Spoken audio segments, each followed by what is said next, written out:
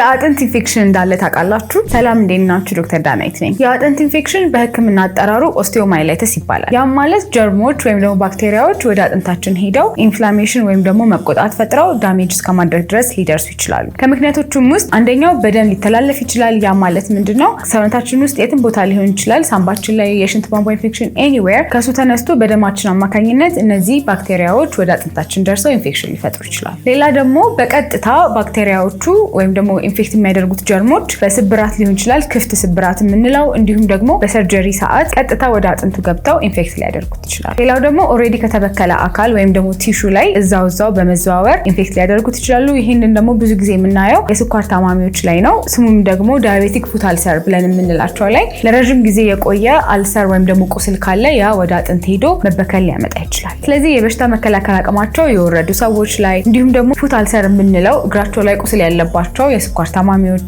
አይቪ ድራግ ዩዘርስ የምንላቸው ያልተጸዳ ስቴራይል ያልሆነ መርፌ የሚጠቀሙ ድራግ ዩዘሮች ካሉ በዚህ በቦን ኢንፌክሽን ሊጠቁ ይችላሉ። ስለዚህ አጥንታችን ላይ ህመም ከተሰማን፣ ማበጥ ካለ፣ መቅላት ካለ፣ ያ የአጥንት ክፍል ወይም ደግሞ እግራችን ሊሆን ይችላል፣ እጃችን ኤኒዌር አልንቀሳቀስ ካለን፣ ትኩሳት ካለን፣ ማንቀጥቀጥ ካለን፣ ማንኛውም የኢንፌክሽን ምልክቶች ካሳየን ይህ የአጥንት መበከል ወይም ደግሞ ኢንፌክሽን ሊሆን ስለሚችልና አጥንታችንን እስከ ወዲያኛው እስከ መቆረጥ ድረስ የሚያደርስ አደጋ ሊፈጥር ስለሚችል በአፋጣኝ ወደ ህክምና መሄድ ይኖርብናል። ይህ መልእክት ጠቅሟቸዋል ብዬ አስባለሁኝ። አካውንቴን ፎሎ አድርጉልኝ። አመሰግናለሁ።